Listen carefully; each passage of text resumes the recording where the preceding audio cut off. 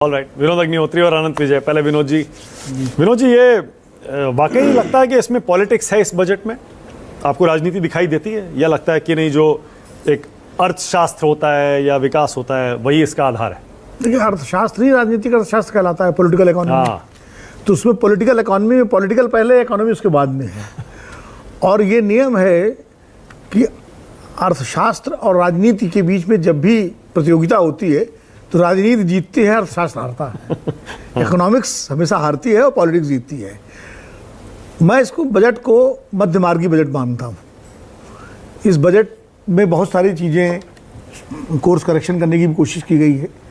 जहाँ तक बिहार और आंध्र वाली बात है वो तो जाहिर है, गठबंधन सरकार का बजट है ये, मतलब बीजेपी सरकार का नहीं, एनडीए सरकार का बजट है। 2014 से लेकर, जैसे आंध्र की बात अभी हो रही थी कि आंध्र के साथ अन्याय किया कांग्रेस ने, बहुत अन्याय किया। जब तेलंगाना का बंटवारा हुआ, विभाजन, तो जो वादा किया गया था रिऑर्गेनाइजेशन एक्ट में उसको पूरा नहीं किया गया, सही बात है। लेकिन उसके बाद 2014 से 2019 तक जब चंद्रबाबू नायडू एनडीए के साथ थे और 2018 में उन्होंने इन्हीं सारी मांगों को लेकर के एनडीए को छोड़ा था, यही सारी मांग लेकर। लेकिन उस समय बीजेपी को 283 सीटों का बहुमत था, तो इसलिए उसको चंद्रबाबू नायडू, आंध्र प्रदेश और तेलुगु देशम की परवाह नहीं थी। आज परवाह है, क्योंकि आज निर्भरता है। बिहार को इसलिए ज़्यादा मिला आंध्र से, वहाँ 15,000 करोड़ या 56,000 करोड़, क्योंकि बिहार पर निर्भरता और ज़्यादा है।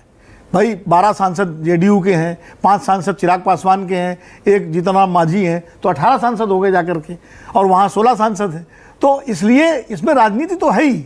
और कौन सा ऐसा बजट इसमें राजनीति ना हो? किस सरकार के बजट में राजनीति नहीं होती? क्या यूपीए सरकार के बजट में राजनीति नहीं होती थी? उसमें भी होती थी। उसमें भी जो सहयोगी दल थे उनको खुश करने की कोशिश की जाती थी पूरी तरह से। और इसलिए गठबंधन सरकारों का जब भी बजट आता है, कोई गठबंधन सरकार हो, उसमें ये सब कंपल्शंस होते ही हैं। इसलिए ये कहना कि मतलब बिहार को ज़्यादा दे दिया, आंध्र को ज़्यादा दे दिया या बैसाखी वगैरह, मैं इसको उचित नहीं मानता हूँ। गठबंधन की राजनीति के तकाजे होते हैं और गठबंधन राजनीति में सहयोगी दलों की मांगों का ध्यान रखना पड़ता है। आज अगर राजीव रंजन जी संतुष्ट हैं तो इससे संतुष्ट है, अगर ये सब नहीं होता तो आज शायद उनके सुर बदले होते। तो इसलिए जो है इसमें, और गलत भी नहीं है, ये तकाजा है गठबंधन राजनीति का। लेकिन कुछ इस बजट में कुछ सकारात्मक चीज़ें भी हैं जिनको देखना चाहिए। जैसे जो रोजगार की तरफ जो अप्रेंटिसशिप वाली योजना है, अब बेहतर है कि वो कारगर हो जाए तो और अच्छा है। मतलब नौजवानों को, 1 करोड़ नौजवानों को रोजगार, यानी रोजगार को एड्रेस करने का एक काम सरकार ने किया है। इसके लिए जो एसएमईज के लिए जो उन्होंने क्रेडिट गारंटी दी है, जो लोन 100 करोड़ तक का लोन जो है बिना कोलेट्रल के देने की बात कही है, इससे वो सेमी सेक्टर को कुछ मजबूती मिल सकती है, ये उम्मीद है। तो इस तरह कई, मैं बहुत बड़ा ज़्यादा अर्थशास्त्र के बारे में मेरी जानकारी नहीं है, लेकिन जो मोटा मोटा मुझे लगा, इनकम टैक्स में कुछ राहत दी गई है, ठीक है। नई जो आपकी रिजीम है उसमें उन्होंने बढ़ा दिया, 75,000 करोड़ कर दिया स्टैंडर्ड डिडक्शन में। तो ये सब चीज़ें हैं कि जो ये बताती है कि सरकार ने उन चीज़ों की तरफ ध्यान दिया है जिनकी तरफ देना चाहिए। हाँ, एग्रीकल्चर सेक्टर को ज़रूर कुछ थोड़ा बहुत और मिलना चाहिए था, खास करके जहाँ तक एमएसपी की बात है। एमएसपी की कानूनी गारंटी तो एक अलग मुद्दा है, वो तो एक बहुत ही पेचीदा मुद्दा है, लेकिन एमएसपी का अनाउंसमेंट तो होता रहता है। मुख्य रूप से जो इनपुट कॉस्ट जो बढ़ी हुई है कृषि में, जो डीजल की, खाद की कीमत, बीज की, पेस्टिसाइड्स की, केमिकल्स की, उस पर थोड़ा राहत दी जानी चाहिए थी। वो अभी इस बजट में मुझे दिखी नहीं। हो सकता हो, मैंने उतना विस्तार से पढ़ा नहीं है, लेकिन जो भाषा मैंने सुना वित्त मंत्री का, उसमें उचित, हाँ, कुछ घोषणाएं की गई एग्रीकल्चर सेक्टर, लेकिन किसान शायद उससे उतने से संतुष्ट नहीं होंगे।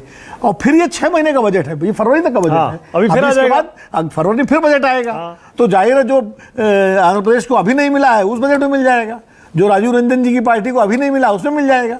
लेकिन राजीव रंजन जी, एक अनुरोध आपसे है, इतना सब कुछ केंद्र सरकार ने दिया है इंफ्रास्ट्रक्चर में, ये पुल इस तरह गिर रहे हैं, वैसा इंफ्रास्ट्रक्चर न बने, सड़कें बने, बढ़िया बने, मजबूत बने, जो कॉरिडोर बने, अच्छा बने, इसका जरूर आपकी सरकार ध्यान रखे, क्योंकि बिहार ने रिकॉर्ड बना दिया है पुल गिरने में।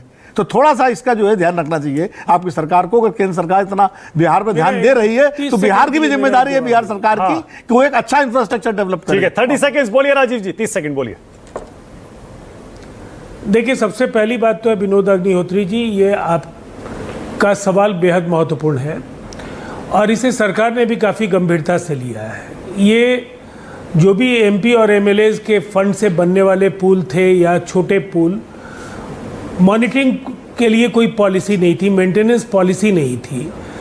इस पूरे प्रकरण ने सरकार को एक बड़ा फैसला लेने के लिए भी तैयार किया और इस फैसले के बाद मैं आपको बता सकता हूं कि ऐसी घटनाओं की पुनरावृत्ति नहीं होगी। पहली बात, बिहार में जो आधारभूत संरचना का अभूतपूर्व विस्तार है, ये विस्तार भी नीतीश कुमार जी को ही इसका श्रेय जाता है। केवल कुछ पुलों के गिरने से बिहार के जो निर्माण के क्षेत्र में जो कार्य हुए हैं, हाँ।